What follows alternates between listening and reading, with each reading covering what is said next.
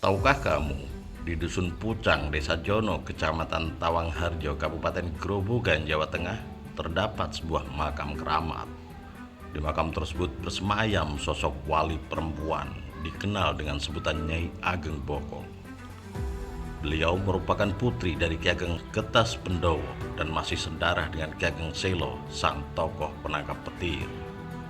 Dari silsilah yang tertera di dinding makam, beliau adalah salah satu dari 7 keturunan Ki Ageng Getas Pendowo.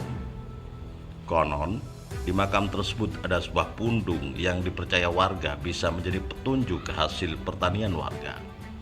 Jika pundung tersebut tumbuh tinggi, maka hasil bumi melimpah. Begitu juga sebaliknya. Yang saya tahu ini makam Mbah Nyai Ageng Bokong, Mas. Dia keturunan dari Mbah Nyai Ageng Getas Pendowo. Mbah Getas Pendowo itu mempunyai beberapa putri, termasuk Mbah Nyai Ageng Bokong sini. Kakak tertua itu Mbah Nyai Ageng Selo, Mbah Syadur Rahman. Di Desa Jono juga terdapat sebuah makam keramat keturunan Ki Ageng Selo. Warga menyebutnya Nyai Ageng Sobo. Makam berada di Dusun Sobo, Desa Jono, Kecamatan Tawangharjo, Kabupaten Grobogan. Konon, makam tersebut menyatu dengan tanah Desa Jono karena terjadi abrasi. Sungai yang sebelumnya terletak di sebelah timur makam berpindah di sebelah barat makam. Di Desa Jono itu ada keturunan yaitu dari Mbah Getas Pendowo dan Mbah Ageng Selo.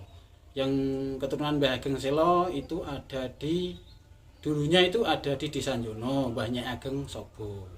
Nah, mungkin dengan adanya sungai pemisah itu sekarang terletak di Desa Selo.